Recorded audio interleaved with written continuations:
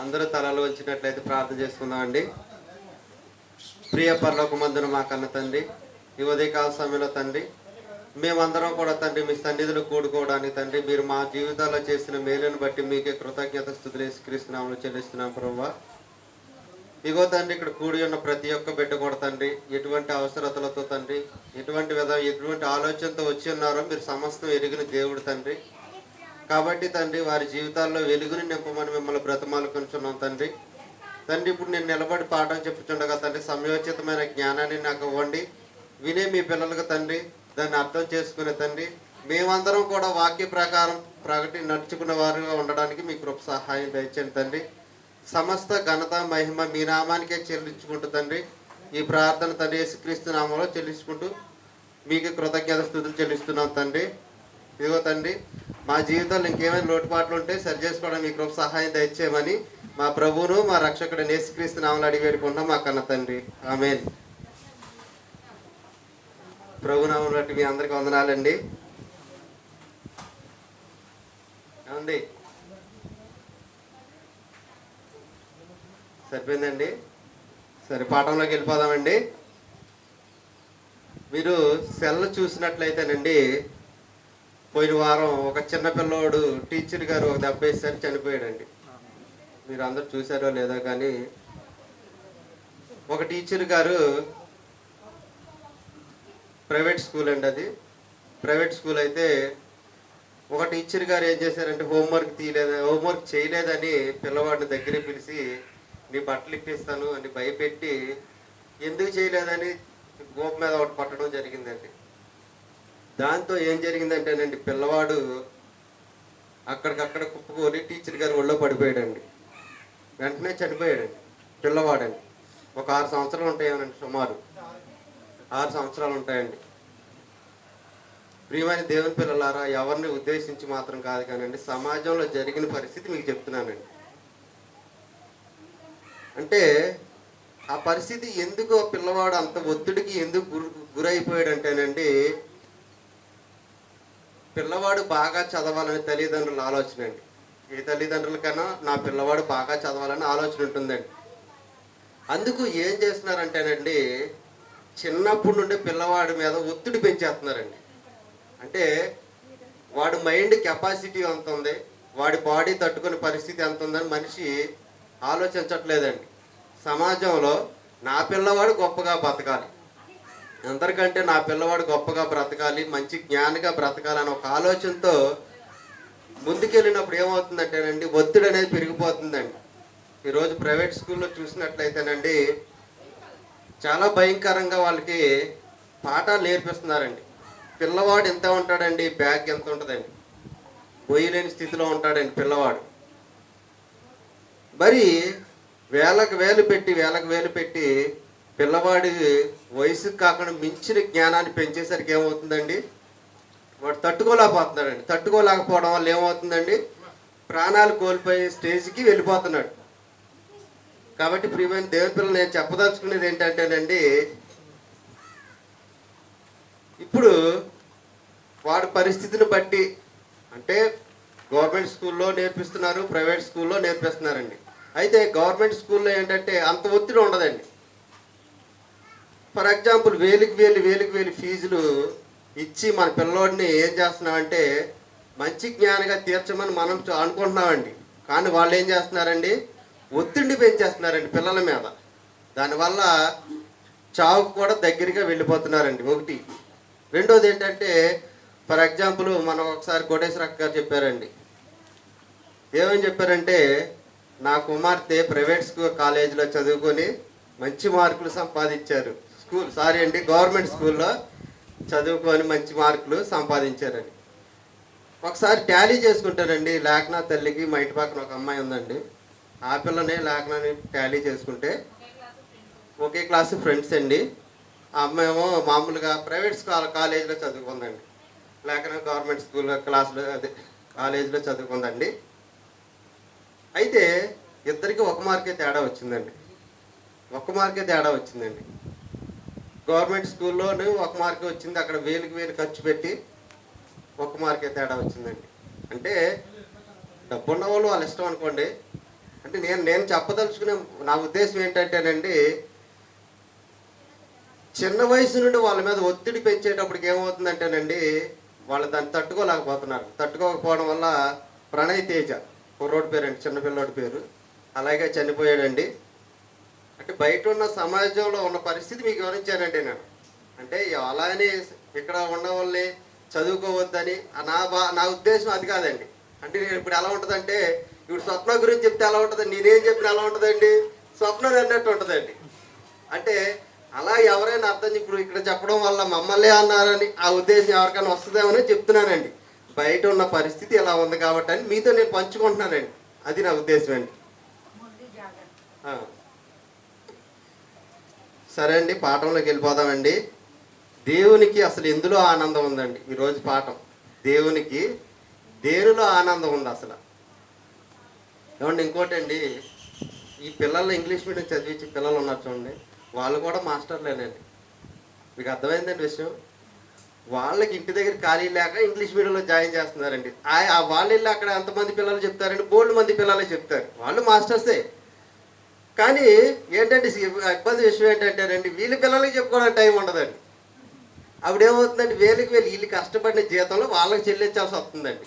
అదేదో మన పిల్లలు చెప్పిస్తే అటు ఆ ఫీజు మిగులుద్ది, మన పిల్లలకి చెప్పే టైం కూడా మనకు క్షుణ్ణంగా బాగా చెప్పుకోగల అవకాశం ఉంటుందండి.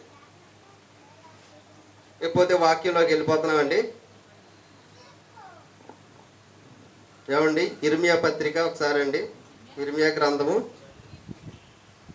ఏమన్నా పిల్లవాడు చనిపోయిన తర్వాత నా బాధేసి ఈ మాటలు మీతో పంచుకోవాలని చెప్పారండి. ఏమండి, ఇర్మియా గ్రంథము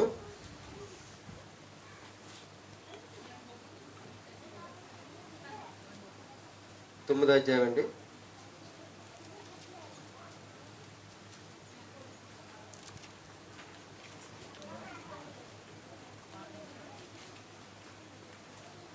ఇరవై 23వ వచనం అండి. యెహోవా ఇలాగు సెలవిచ్చుచున్నాడు, జ్ఞాని తన జ్ఞానమును బట్టి, శూరుడు తన శౌర్యమును తన శౌర్యమును బట్టి అతిశయింపకూడదు. ఐశ్వర్యవంతుడు తన ఐశ్వర్యమును బట్టి అతిశయింపకూడదు. అతిశయించువాడు దేనిని బట్టి అతిశయించాలి. ఒకసారి అండి, ఇదేంటంటే సూర్యుడు దేన్ని బట్టి అతిశయింపకూడదు అంటే తన శౌర్యమును బట్టి అతిశయింపకూడదండి. ఇప్పుడు ఇల్లు ఉన్న వాళ్ళు ఉన్నారండి, ఇల్లున్న వాళ్ళు నాకు ఇన్ని అంతస్తులు ఇల్లు ఉంది, ఇన్ని అంతస్తులు, నేను ఇంత గొప్పగా ఇల్లు కట్టుకున్నానని దాన్ని బట్టి ఆనందించకూడదండి, అతిశయించకూడదండి. అదేవిధంగా పొలాలు ఉన్నవారు ఉంటారండి, పొలాలు ఉన్నవారు ఉన్నప్పుడు నాకు ఇన్ని ఎకరాల పొలం ఉందని ఆ పొలాన్ని చూసి అతిశయింపకూడదండి. కార్లు ఉన్న వాళ్ళు ఉంటారండి, కార్లు ఉన్న వాళ్ళు నాకు ఇంత మంచి కారు ఉంది, నేను గొప్పగా కొనుక్కున్నానని దాన్ని బట్టి అతిశయింపకూడదు. ఇప్పుడు ఏంటంటే, ఇప్పుడు జాబ్ హోల్డర్స్ ఉంటారండి, జాబ్ హోల్డర్స్ ఏంటంటే నాకు ఈ జాబ్ ఉంది అని జాబుని బట్టి అతిశయింపకూడదండి. అందరూ వినాలండి, జాబ్ హోల్డర్స్ నాకు జాబ్ ఉందని జాబుని బట్టి అతిశయించకూడదండి. మరి దేనిని బట్టి అతిశయించాలండి? భూమి మీద. మరి ఏమంటే ఏమీ లేని వాళ్ళు కూడా అతిశయించవచ్చండి. ఏ రకంగా అండి? నాకు దేవుడు ఉన్నాడని దేవుని బట్టి అతిశయించాలండి. సరే అండి, 24వ వచనం చదువునాను. అతిశయించువాడు దేనిని బట్టి అతిశయింపవలననగా భూమి మీద కృప చూపుచు నీతి న్యాయములు జరిగించుచున్న యెహోవాను అను నేనే అనియు గ్రహించి నన్ను పరిశీలనగా తెలుసుకొనుట బట్టియే అతిశయింపవలను. ఏమండి, దేవుని మీద మనిషి ఎలా అతిశయింపాలంటండి? నాకు వారికి ఉన్న ఆస్తులను బట్టి కానీ, అంతస్తులను బట్టి కానీ, వారికి ఉన్న సంపదను బట్టి కానీ, దానిని బట్టి అతిశయింపకుండా దేనిని బట్టి అతిశయింపమంటున్నారండి? దేవుడు ఉన్నాడని తెలుసుకోవాలంటండి. తెలుసుకొనుట బట్టియే మనిషి అతిశయింపాలంటండి. దేవుడిని తెలుసుకోవడాన్ని బట్టియే అతిశయింపాలంటండి. ఇంకా దేనిని బట్టి కూడా అతిశయించకూడదంటండి. దేవుడు అంటే ఎవరో ముందు తెలుసుకొనుడు, దాన్ని బట్టి మనిషి ఏం చేయాలంటండి? అతిశయించాలంటండి. అందులోనే దేవునికి ఆ యొక్క ఆనందం అనేది ఉందంటండి. ఏమండి మనిషి బ్రతికే సుమారు 50 సంవత్సరాలు 60 సంవత్సరాలు అధిక బలం ఉంటే 80 సంవత్సరాలు అయినా ఆయాసం దుఃఖమే. కాబట్టి మనిషి బ్రతికేది కొద్ది కాలమే. కొద్ది కాలం అయినప్పటి వరకు ఏం చేసుకోవాలండి? మనిషి నన్ను పుట్టించింది ఎవరు? నన్ను పుట్టించిన దేవునికి నేను ఏం చేయగలుగుతున్నాను? దేవుడు నన్ను పుట్టించాడు. అసలు ముందు దేవుడిని తెలుసుకోవడంలోనే దేవునికి అతిశయం ఉందంటండి. దేవుడు దానిని బట్టి ఆనందపడతాడంటండి. దేవుడు అంటే ఎవరో మనిషి తెలుసుకోవడంలోనే దేవునికి ఆనందం ఉందంటండి. అంటే మనిషి దేనిని బట్టి అతిశయించాలంటే దేవుని బట్టే అతిశయించాలండి. మరి మనిషి ఏం చేస్తున్నాడంటే అండి, పుట్టించిన దేవుణ్ణి వదిలేసి వారికున్న వాటితో అతిశయపడుతున్నాడండి. వాటికున్న సంపదను బట్టి, వాటికున్న అంతస్తును బట్టి, వారికున్న అందాన్ని బట్టి కూడా కొంతమంది అతిశయింపడతారండి. అద్దం ముందుకెళ్ళి నిలబడతారండి. వారి అందం చూసుకుని ఏం చేస్తారండి? మురిసిపోతూ ఉంటారండి. ఒక పాట ఉందండి, మురిసిపోకే అందమా నిన్ను మట్టిలో పెడతారు అందమా. ఏమండి అద్దం ముందుకెళ్ళి మురిసిపోతే ఏం చేద్ది? దాని ఆన్సర్ ఏం చెప్తుందండి? అద్దం నిన్ను మట్టిలో పెడతారు అందమని చెప్తుందండి అద్దం. ఏమండి అంటే ఇవన్నీ ఉన్నవారు దేనిని బట్టి అతిశయింపకూడదు అంటే అండి, వారికి ఉన్నదాన్ని బట్టి అతిశయింపకూడదు. మరి దేనిని బట్టి అతిశయింపాలంటేనండి, దేవునిని బట్టి, యెహోవాయే దేవుడని తెలుసుకుని బట్టియే అతిశయించాలంటండి. కీర్తనలండి 100వ కీర్తన అండి 3వ వచనం అండి. యెహోవాయే దేవుడని తెలుసుకొనుడి. ఆయనే మనలను పుట్టించెను. మనము ఆయన వారము. ఏమండి యెహోవాయే ఎవరిని పుట్టించాడంటండి? మనల్ని పుట్టించింది ఎవరండి? దేవుడండి. దేవుడే పుట్టించాడు. మనము ఆయన వారమండి. ఏమండి సాధారణంగా వ్యాపారస్తులకైతే ఎవరు కస్టమర్స్ దేవుళ్ళు అండి. వ్యాపారస్తులకి కస్టమర్లు దేవుళ్ళు. అదేవిధంగా రాజకీయ నాయకులకి ఎవరిదండి దేవుళ్ళు అండి? ఓటర్లు దేవుళ్ళు అండి. నటులకి ఫ్యాన్స్ దేవుళ్ళు అండి. ప్రేక్షకులు అదే ఫ్యాన్స్ చూసేవాళ్ళు దేవుళ్ళు అండి. ఈ రకంగా ఒకరికి ఒకరు ఏంటంటే దేవుళ్ళు అనుకున్నారు. నిజమైన దేవుడు ఎవరండి? యెహోవాయే నిజమైన దేవుడు అండి. యెహోవాని మించిన దేవుడు ఎవరైనా ఉన్నారంటే లేరండి. యెహోవాయే దేవుడండి.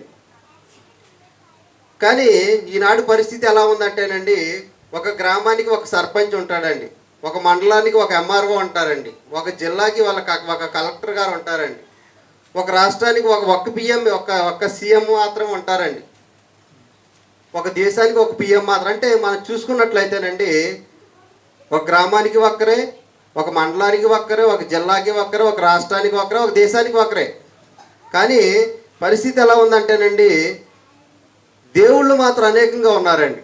దేవుళ్ళుగా చెప్పబడేవారు అనేకంగా ఉన్నారు. వాస్తవానికి దేవుళ్ళు ఎంతమంది అండి?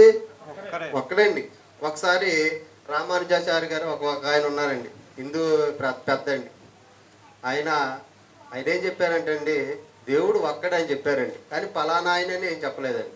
ఆయన కూడా ఏమని ఒప్పుకున్నారంటే, హిందూ మతంలో ఆయన ఉన్నప్పటికీ కూడా దేవుడు ఒక్కరని ఒప్పుకున్నారండి. అంటే దేవుడు ఎవరండి? దేవుడు ఒక్కడే. దేవుడు ఒక్కడైనప్పటికీ కూడా మనుషులు ఏం చేస్తున్నారండి? సృష్టికర్తను మర్చి సృష్టిని పూజిస్తున్నారండి. కొంతమంది అంటూ ఉంటారండి, ఇంటి ముందు బాదం చెట్టు ఉండకూడదు, అరటి చెట్టు ఉండకూడదు, మునగ చెట్టు ఉండకూడదు, బొప్పాయి చెట్టు ఉండకూడదు అండి. ఇలా చెప్పుకుంటే అన్నీ ఉండకూడదని చెప్తారండి. ఏమండి ఇంకా నయం ఇంట్లో ముసలోళ్ళు ఉండకూడదు అనలేదండి. ఏమండి అంటే ఏంటండి పరిస్థితి? కొంతమంది అలాంటి అనేవాళ్ళు కూడా ఉన్నారండి. ఏమండి మరి అంతే కదండి. అలాంటి వాళ్ళు ఏమండి అలా అనేవాళ్ళు కూడా ఉన్నారండి, సమాజంలో ఉంటారండి. కానీ వీటన్నిటికీ దేవుడు ఒక ఆన్సర్ చెప్పాడండి. ఇంటి ముందు ఈ చెట్లన్నీ ఉండకూడదు అంటండి. మా ఇంటి ముందు మీ చెట్లన్నీ ఉన్నాయండి. కావాలంటే ఎవరైనా సార్కి తెలుసండి, హరిబాబానికి కూడా తెలుసండి, మనం చూపించానండి. ఏమండి దేవుడు ఏం చేశాడండి? 3వ దినాన సృష్టిని చేశాడండి. 3వ దినాన సృష్టిని చేసి ఏం చెప్పాడండి? అది మంచిదని చూశాడండి. దేవుడు మనకు మంచిదని చెప్పినప్పుడు ఇంక వీళ్ళు ఎవరండి మనకు చెప్పడానికి? దేవుని కన్నా వీళ్ళు గొప్పవాళ్ళండి. దేవుడే గొప్పవాడు. దేవుడు ఏం చెప్పాడండి? సృష్టిని చేసిన తర్వాత సృష్టిలో ఉన్న ప్రతి ఒక్కటే మంచిది. మంచిదని చెప్పినప్పుడు వీళ్ళు వచ్చి ఏం చెప్తారండి, ఇంటి ముందు అది ఉండకూడదమ్మా, ఇంటి ముందు ఇది ఉండకూడదమ్మా అని చెప్తారు. అంటే వాళ్ళకి తెలిసింది వాళ్ళు చెప్పేస్తారు అంతే. కానీ వాస్తవం ఏంటంటే అండి, బైబిల్ని అడిగితే అది మంచిది అని బైబిల్ చెప్తుందండి. కానీ మనిషి ఏం చేస్తారంటేనండి, దేవుణ్ణి పూజించడం మానేసి ఎలా పూజిస్తున్నారు, ఎవరిని పూజిస్తున్నారండి? సృష్టిని పూజిస్తున్నారండి. మరి నిజమైన దేవుడు ఎవరండి? నిజమైన దేవుడు యెహోవాయే. మరి దేవునికి ఎలా ఆనందం వస్తుందండి? యెహోవాయే దేవుడు అని తెలుసుకొనటం వల్ల, గ్రహించడం వలన దేవునికి ఆనందం వస్తుందండి. ఇకపోతేనండి, సృష్టికర్తను మనం తెలుసుకోకపోతే మనకు వచ్చే నష్టాలు ఏంటండి? ఏమండి, సృష్టికర్త ఎవరో అనేది మనం తెలుసుకోకపోతే మనకు వచ్చే నష్టాలు ఏంటండి చూద్దామండి. హోషేయ గ్రంథం, హోషేయ అండి 4వ అధ్యాయం అండి. ఏమండి, దేవుణ్ణి తెలుసుకోకపోతే మనకు వచ్చే నష్టాలండి. హోషేయ 4వ అధ్యాయము 2వ వచనం అండి. అబద్ధ సాక్ష్యము పలుకుటయు, అబద్ధ సాక్ష్యం పలుకుటయు, అబద్ధమాడుటయు, హత్య చేయుటయు. ఒకసారి ఫస్ట్ వచనం కూడా చూసుకుందామండి. ఇశ్రాయేలారా, యెహోవా మాట ఆలకించుడి, సత్యమును కనికరమును దేవుని గూర్చిన జ్ఞానమును దేశమందు లేకపోవట చూసి. ఎవరి గురించి అంటండి? దేవుని గూర్చిన జ్ఞానం లేకపోవట చూసి ఏం చేస్తున్నాడండి యెహోవా దేశ నివాసులతో వ్యాజ్యం ఆడుతున్నాడు అంటండి. దేవుని గూర్చిన జ్ఞానం పిల్లలకి లేకపోయేసరికి దేవుడు వ్యాజ్యం ఆడుతున్నాడు అంటండి. అయ్యో, నా పిల్లలకి నన్ను గూర్చిన జ్ఞానం లేదు అని దేవుడు ఏం చేస్తున్నాడండి? వ్యాజ్యం ఆడుతున్నాడండి. ఒకవేళ దేవుని గురించిన జ్ఞానం లేకపోతే ఏం జరుగుతుందో చూద్దామండి. 2వ వచనం అండి. అబద్ధ సాక్ష్యం పలుకుటయు, అబద్ధం ఆడుటయు, హత్య చేయుటయు, దొంగిలించుటయు, వ్యభిచారించుటయు, వాడుకాయని. ఏమండి, వాడుకాయని అయిపోయిందంటండి. ఏం చేయడం అండి? అబద్ధ సాక్ష్యం పలకటం, అదేవిధంగా అబద్ధం ఆడటం, హత్య చేయటం అంటే చంపేయడం అండి. చంపేయడం, దొంగిలించడం, వ్యభిచారించుటయు, వాడుకాయను. ఏమండి, వాడు కావడం అంటే ఏంటండి? అలవాటు అయిపోయింది అంటండి. మీరు ఎవరైనా చూసారో లేదో కానండి, రూపారెడ్డి అని ఒక ప్రిన్సిపాల్ మొన్న హత్య చేయబడ్డారండి. రూపారెడ్డి అండి అంటే 10th క్లాస్ స్టూడెంట్స్ అండి. 10th క్లాస్ స్టూడెంట్స్ ఈ యొక్క ప్రిన్సిపాల్ గారిని చంపేశారండి.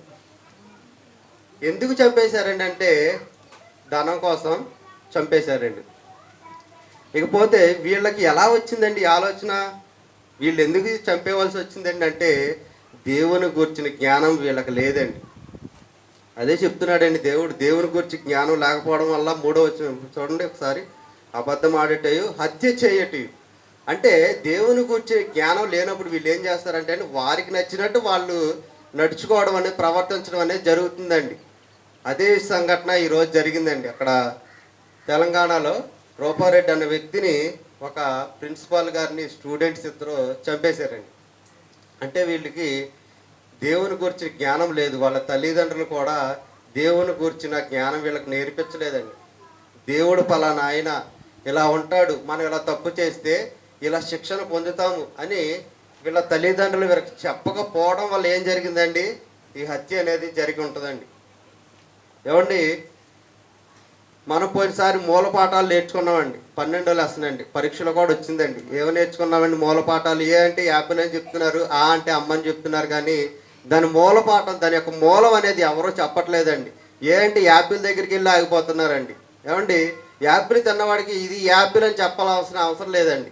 అమ్మ దగ్గర నుండి వచ్చిన పిల్లవాడికి ఇదిగో నాన్న ఇలా అమ్మ ఇలా ఉంటుందని మనం చెప్పాల్సిన అవసరం లేదండి.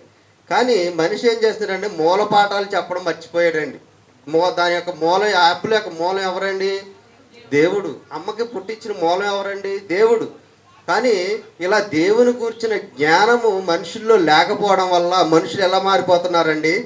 అబద్ధం ఆడేవారు కానీ, వ్యభిచారం చేసేవారు కానీ, హత్య చేసేవారు గాను, ఏమండి అబద్ధ సాక్ష్యం పలికేవారు కానీ, ఇలా మనుషులు ఏమైపోతున్నారంటే నాశనం అయిపోతున్నారండి. వారిలో చెడు ఆలోచనలు అనేవి పుడుతున్నాయండి. ఏమండి, ఒక అబద్ధం ఆడితే తల్లి కొట్టింది అనుకోండి, రెండోసారి అబద్ధం ఆడండి పిల్లవాడండి. ఏదైనా దొంగతనం చేసుకొచ్చిన తర్వాత పిల్లవాడిని ఇది ఎక్కడి నుండి తెచ్చేవారని అడిగారు అనుకోండి, పిల్లవాడు రెండోసారి దొంగతనం చేయడండి. ఆహా అలా బాగా తీసుకొచ్చాడని సంతోషపడి ఇంట్లో దాచుకున్నాం అనుకోండి, ఆడు మూడోసారి ఏం చేస్తాడండి, ఇంకోటి తీసుకొస్తాడంటండి. అలాగే ఒక సందర్భం జరిగిందండి. ఒక అతను జైలు శిక్ష ఒక దొంగకి జైలు శిక్ష వేశారంటండి. జైలు శిక్ష వేయడానికి మెయిన్ కారణం ఎవరంటే ఆ తల్లిగారు అంటండి. అలా అనుకోవచ్చండి మీరు. అలాగే ఒక అతను ఏదో దొరికింది తీసుకొస్తున్నాడు, చిన్న చిన్న వస్తువులు దొరికింది తీసుకొస్తున్నాడు అంటండి. ఒకరోజు కోడిని తీసుకొచ్చారంటండి. కోడిని తీసుకొచ్చినప్పుడు వాళ్ళ అమ్మగారు ఏం చేశారండి, కోడిని వండేసి ఆహా ఎంత రుచిగా ఉంది నాన్న అన్నారంటండి. ఇది ఎక్కడి నుండి తెచ్చావు నాన్న అని అడగలేదంటండి, ఎంత రుచిగా ఉంది నాన్న అని తినేశారంటండి. అలా మనోడు ఏం చేశాడంటండి, దొంగతనం పెంచుకుంటూ పెద్ద పెద్ద దొంగతనాలు చేశాడండి. పెద్ద పెద్ద దొంగతనాలు చేసేసరికి ఏమైందండి, పోలీసులకి దొరికిపోయి జైలుకి వెళ్ళాడండి. దానికి మూల కారణం ఎవరండి, తల్లి. ఎందుకంటే ఆ రోజు చిన్న వస్తువు తెచ్చినప్పుడు మందలిస్తే ఈరోజు పిల్లోడు దొంగగా మారేవాడు కాదండి.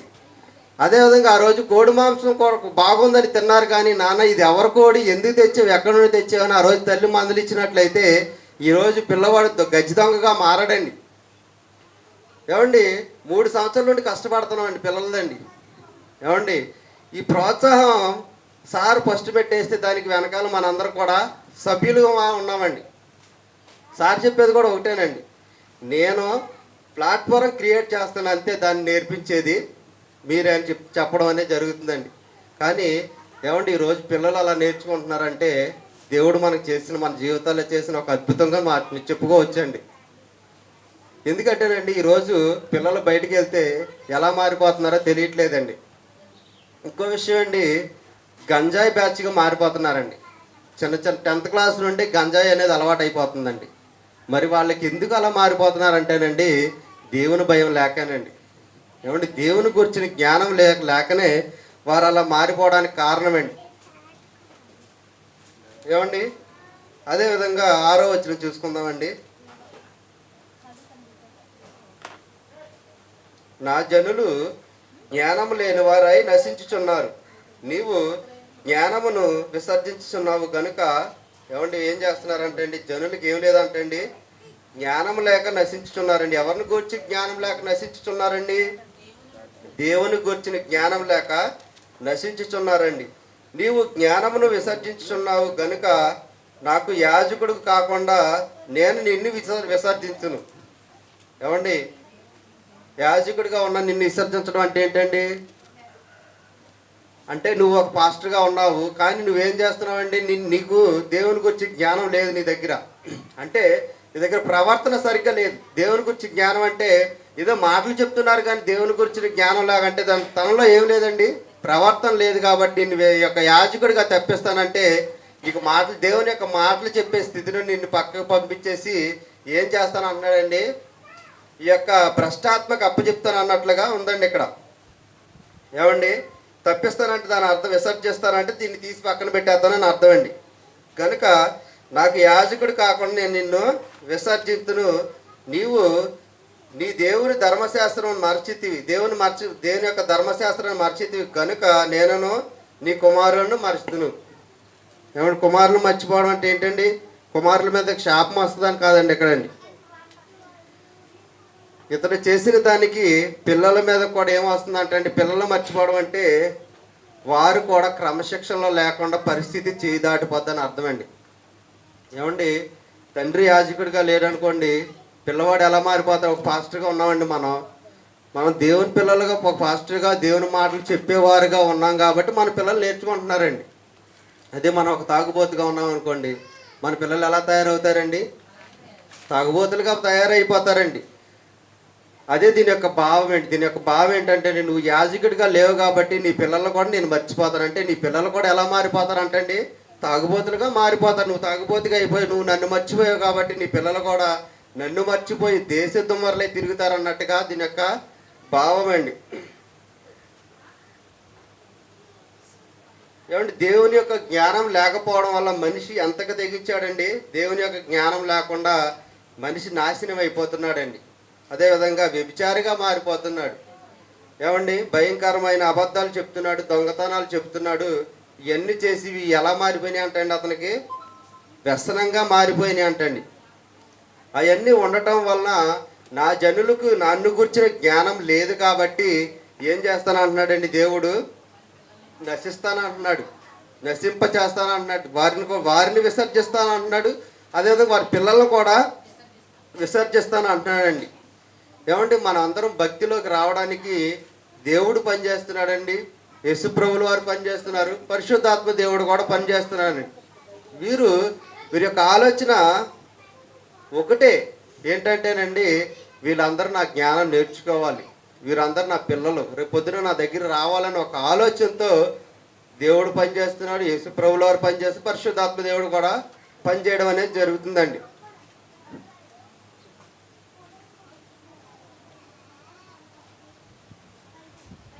ఒకసారి చూసుకుందామండి.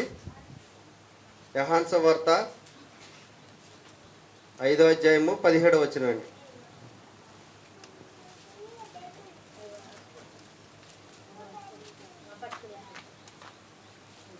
ఏమంటే మనుషుల్ని ఎప్పటికప్పుడు దేవుడు ఎలా కాపాడుకుంటున్నాడండి, దేవుని యొక్క పనులో ఉండాలని కాపాడుకుంటున్నారండి. యోహాను సువార్త 5వ అధ్యాయం 17వ వచనం అండి. అయితే యేసు ప్రభులు వారు చెప్తున్నారండి, నా తండ్రి ఇది వరకు పని చేయుచున్నాడు, నేనును చేయుచున్నా, తండ్రితో పాటు నేను కూడా చేయుచున్నాను. అంటే ఏమండి, ఇప్పుడు ఇక్కడ ఎవరు పని చేస్తున్నారండి, దేవుడు పని చేస్తున్నాడు.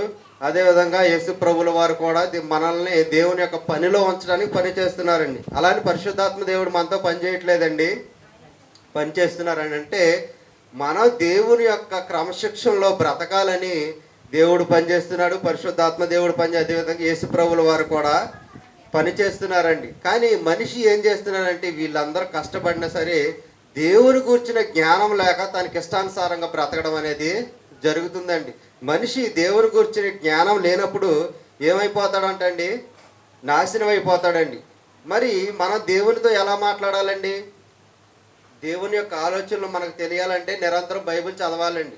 దేవుని యొక్క పని ఏంటనేది మనకు అర్థం అవ్వాలంటే, దేవుని యొక్క మనస్సు ఏంటనేది అర్థం అవ్వాలంటే బైబిల్ చదవాలండి. ఒక సందర్భంలో దేవుడు అంటాడు కదండి, దావీదు నా హృదయానుసారుడు అంటారండి. హృదయానుసారుడైన మనుష్యుడు, ఇష్టానుసారుడైన మనుష్యుడు. ఏమండి, దావీదు గారి జీవితంలో కూడా పొరపాట్లు అనేవి జరిగినాయండి. పొరపాట్లు అనేవి జరిగినప్పుడు కూడా దావీదు గారిని దేవుడు ఇష్టానుసారుడు మనిషి ఎలా ఎంచుకున్నాడండి అంటే, తప్పును దిద్దుకుని ఎంతగా దావీదు గారు ఎంతగా ఎంచుకున్నారంటేనండి, మళ్ళీ తప్పు జోలికి వెళ్ళలేదు. ఒక సందర్భంలో షిమి అని ఒక అతను తిడతాడండి దావీదు గారినండి. షిమి అన్న అతనండి. తిట్టినప్పుడు ఏం చేస్తారంటేనండి, సందర్భానుసారంగా అయితే ఎవరైనా మనం తిడితే మనం ఏం చేస్తామండి, తిరిగి తిడతాం. కానీ దావీదు గారు షిమి తిట్టినప్పుడు కూడా ఏమన్నారంటే, యెహోవా అతనికి అవకాశం ఇచ్చాడు తిట్టమని, కాబట్టి ఇప్పుడు ఏం మాట్లాడొద్దని ఏం చేశాడండి, తిరిగి తిట్టలేదండి. అంటే దేవుణ్ణి ఎంత అనుసరించాడండి ఈయన, దేవుని యొక్క మనస్సు ఎంత గొప్పగా అర్థమైందండి. అదేవిధంగా ఒకరిని తిట్టడం వల్ల మనకు పాపం చేసినట్టండి. ఆటోమేటిక్గా మనం తిట్టడం వల్ల ఏముందండి, మనుషుడు పలుకు ప్రతి వ్యర్థమైన మాట గురించి తీర్పు దినాలు లెక్క చెప్పాలి. అంటే ఇప్పుడు అతను తిట్టాడని మనం తిడితే మనం తప్పు చేసినట్టే, దొరికిపోతాం. అదే కానీ దావీదు గారు ఏం చేయలేదండి, తిరిగి దూషించలేదు, ఎదురు దూషించలేదండి. మరి అదేవిధంగా మనం కూడా ఏం చేయాలండి, దేవుని యొక్క పనిలో ఉండడానికి, దేవుని యొక్క జ్ఞానాన్ని నేర్చుకోవడానికి మనం చాలా కష్టపడాలండి. ఏమంటే చాలా కష్టపడి దేవుని యొక్క ఆలోచనలు, దేవుని యొక్క ఉద్దేశాలను మనలో ఉంటే ఏం జరుగుతుందండి, మనం నాశనం అనేది అవ్వమండి. నాశనం అవ్వం. దేవుని యొక్క ఆలోచన మనం లేనప్పుడు, దేవుని గురించిన జ్ఞానం లేనప్పుడు మనం ఏమైపోతామండి, నాశనం అనేది అయిపోతామండి. అదేవిధంగా మనలో ఉండడం వల్ల ఏమవుతుందంటే, మన పిల్లలకు కూడా మన యొక్క జ్ఞానం అనేది, దేవుని గురించిన జ్ఞానం అనేది వెళ్ళడం అనేది జరుగుతుందండి. అన్నా గారు దేవునితో ప్రార్థించారండి. అన్నా దేవుని పిల్లలు లేనప్పుడు లోకంలో అనేక శ్రమలు అనిపించారండి. ఏమండి, ఈవిడ గొడ్రాలు అని చాలామంది తిట్టుంటారండి. అంటే సమాజంలో పరిస్థితి అందరూ తెలిసిందేనండి. కానీ అన్నా గారు ఏం చేసి ఎవరి దగ్గరికి వచ్చారండి, దేవుని దగ్గరికి వచ్చారండి. లోకంలో ఇటువంటి పరిస్థితి ఉన్నప్పటికి కూడా దేవుని దగ్గరికి వచ్చి ఏం చేశారండి, ప్రార్థన చేశారండి. ప్రార్థన చేసిన తర్వాత దేవుణ్ణి నమ్మారా లేదండి, ఫస్ట్ నమ్మారా? దేవుడు పిల్లోడిని ఇచ్చిన తర్వాత అన్నగారు నమ్మారండి? ముందే నమ్మారు. ప్రార్థన చేసిన తర్వాత ఏం చేస్తారు ఒక్కసారి చూద్దామండి. 1 సమూయేలు గ్రంథం 1వ అధ్యాయం అండి. ఒక్కసారి అండి ఏం చేశారు చూద్దామండి.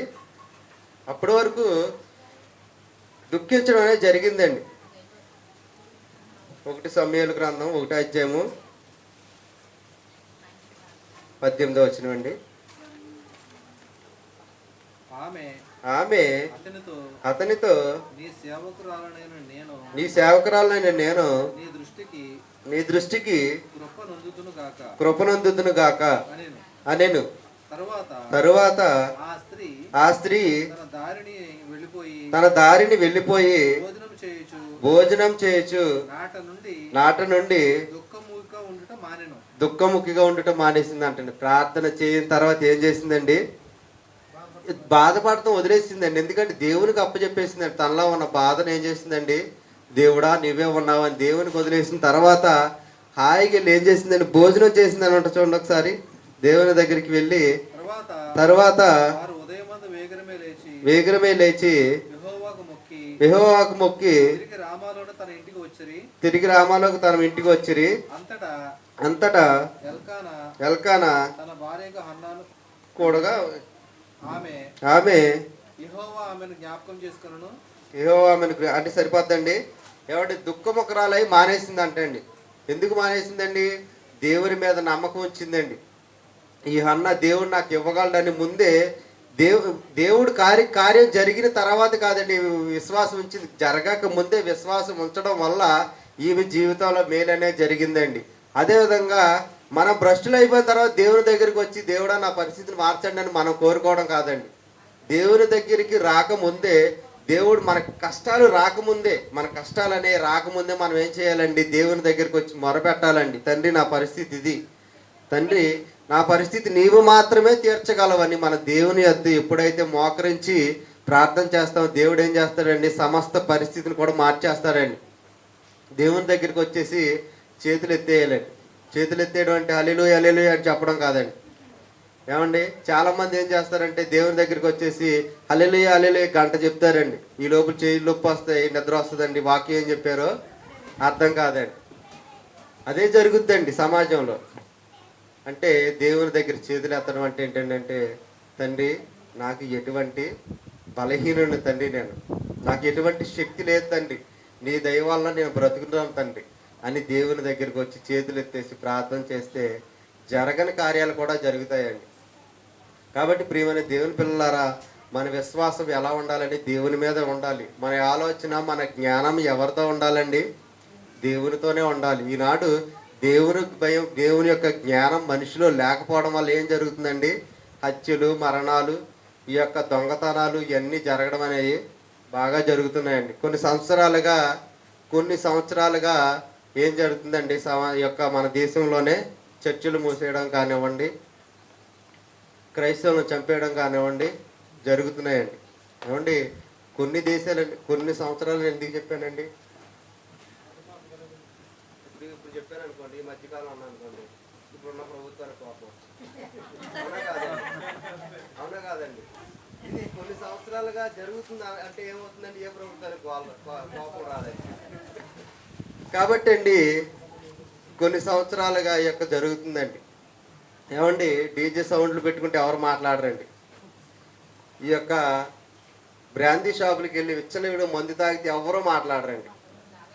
కానీ దేవుని యొక్క సన్నిధిలో వాక్యం నేర్పిస్తే మాత్రం ఖచ్చితంగా ఏం చేస్తారండి? దాన్ని మూసేస్తారండి, దాన్నే పట్టించుకుంటారండి. ఎందుకంటే మనిషి మారిపోతాడండి. మనిషి మారిపోతే అపవాదికి, కొంతమంది పరలోక రాజ్యం వెళ్ళిపోతారని అపవాదికి భయం అండి. కాబట్టి మనిషి ఏది మారిపోయినా సరే, ఏ నాశనాన్ని దగ్గరికి అసలు మనిషి వెళ్ళడండి. ఎందుకంటే ఆల్రెడీ నాశనం అయిపోతాడు. ఇంకా ఆడ దగ్గరికి వెళ్ళినా ఒకటే, వెళ్ళకపోయినా ఒకటేనండి. ఎవరైతే బాగుపడతారో వాళ్ళ దగ్గరికి ఏం చేస్తారండి? నాశనం చేయాలని చూస్తారండి. సమాజంలో కూడా మనం ఎవరిని ఏమనకపోయినా సరే ఊరినే వచ్చి మనం తిట్టేస్తారండి. కొన్ని సందర్భాల్లో ఊరినే తిట్టేసి గసిరేస్తారు ఉంటారండి. అంటే చీదరించుకుంటూ ఉంటారండి. ఎందుకంటే మనల్ని కించపరచాలి, మనల్ని బాధ పెట్టాలి అని ఒక ఆలోచనతో బాగున్నోడి దగ్గరికి, బైబిల్ చదివేవాడి దగ్గరికి, దేవుని యొక్క భయభక్తులు కలిగి ఉన్నోడి దగ్గరికి వచ్చి ముక్కు మొగం తిరిగిన ఓ వ్యక్తి వచ్చి మనల్ని కించిపరిచి వెళ్ళిపోతుంటాడు. వాడి అపవాది యొక్క ఆలోచన ఏంటండి? కించిపరచాలి, అల్లరి పుట్టించాలి. అల్లరి రేపడమే కదండి తన యొక్క పని, అపవాది యొక్క పని. కాబట్టి ప్రియమైన దేవుని పిల్లలారా, ఈరోజు మన పాఠం ఏంటంటేనండి, దేనిలో ఆనందం ఉంది. దేనిలో ఆనందం ఉందంటే, అనేక మంది దేవుని తెలుసుకొని దేవుడు నన్ను పుట్టించాడు, దేవుడు నన్ను పుట్టించాడని దేవుణ్ణి తెలుసుకొని దేవుని కోసం బ్రతికితే దేవునికి మహాగా ఆనందం ఉందండి. దేవుని యొక్క జ్ఞానాన్ని తెలుసుకొని దేవుని కోసం బ్రతికితేనే దేవునికి మహా ఆనందం అనేది ఉందండి. ఈరోజు దేవుని యొక్క మహా గొప్పతనాన్ని తెలుసుకోక దేవుడు నన్ను పుట్టించాడనే ఆలోచన లేక తన ఇష్టానుసారంగా చాలామంది వారి యొక్క జీవితాలను పాడు చేసుకుంటున్నారండి. కాబట్టి ప్రియమైన దేవుని పిల్లలారా, కొద్దిమంది మనమైనా సరే దేవుని యొక్క కన్నీరు తుడుద్దామండి, దేవుని కోసం బ్రతికండి. ఏమంటే లోకంలో అనేకమైన దేవుని గురించిన సంఘాలు ఉన్నాయి కానండి, వారి దగ్గర ఏం లేదండి, నిజమైన సరుకు లేదండి, వారిలో భక్తి లేదండి. కానీ పైకి ఎలా ఉంటారండి? భక్తి పరుల్లాగే ఉంటారండి. చూస్తే అమ్మ చర్చికి వెళ్ళి వచ్చావా అని మనమే అడుగుతామండి. వారి యొక్క వేషధారణ అలా ఉందండి. కానీ దేవుడు ఏం చూస్తాడండి? హృదయ అంతరంగాలను చూస్తాడండి. ఏమంటే చిరిగిపోయిన బట్టలు వేసుకొచ్చినా దేవుడు అడగడండి. మనకున్న దాంట్లో మనం వేసుకొస్తాం, దేవుడు దాన్ని చూడండి. నువ్వు ఎంత మంచి బట్టలు వేసుకొచ్చినా దేవుడు చూడండి. దేన్ని చూస్తాడండి? మన అంతరంగాన్ని చూస్తాడు. కాబట్టి ప్రియమైన దేవుని పిల్లలారా, నేను ఈరోజు చెప్పాల్సిన మాటలు ఏంటంటేనండి, దేవుని జ్ఞానంలో పెరుగుదాం, దేవుని కోసం బ్రతుకుదాం, దేవుని యొక్క జ్ఞానాన్ని మనం పెంచుకుందాం, మన పిల్లలకు కూడా దాన్ని నేర్పించుకుందామండి. ఆ మాటలను ముగిస్తున్నానండి. ప్రియ పరలోకమందున మా కన్న తండ్రి, దేవా, ఈ ఉదయకాల సమయంలో తండ్రి మీరు నాకు ఇచ్చిన జ్ఞానంతో మీ పిల్లలకు కొన్ని మాటలు చెప్పారు తండ్రి. దేవ, వాక్య ప్రకారం మేము తండ్రి జీవించడానికి మీ కృప సహాయం దయచేయండి. దేవా, నిజముగా మీ తండ్రి మిమ్మల్ని కూర్చిన జ్ఞానం లేకపోతే తండ్రి దేశం నాశనం అయిపోతుందని మీరు చెప్పారు తండ్రి. దేవ, ఈనాడు పిల్లలు దిగో తండ్రి, చిన్న పిల్లలు నరహత్య చేసేవారు గాను తండ్రి, అబద్ధ సాక్ష్యం పలికేవారు గాను దొంగలుగా ఎందుకు మారిపోతున్నారంటే తండ్రి మిమ్మల్ని కూర్చిన జ్ఞానం లేకపోవడం వల్ల వీరందరూ ఇలా మారిపోయారు తండ్రి. కాబట్టి తండ్రి మిమ్మల్ని గురించి జ్ఞానం తెలుసుకున్న మేమైనా సరే తండ్రి మీ ఎదుట యథార్థవంతులుగా బ్రతకడానికి మీ కృప సహాయం దయచేయమని మా ప్రభువును మా రక్షకుడని యేసుక్రీస్తు ప్రభువుల వారి పేరిట అడిగి పెట్టుకోవడం మా కన్న తండ్రి. ఆమేన్.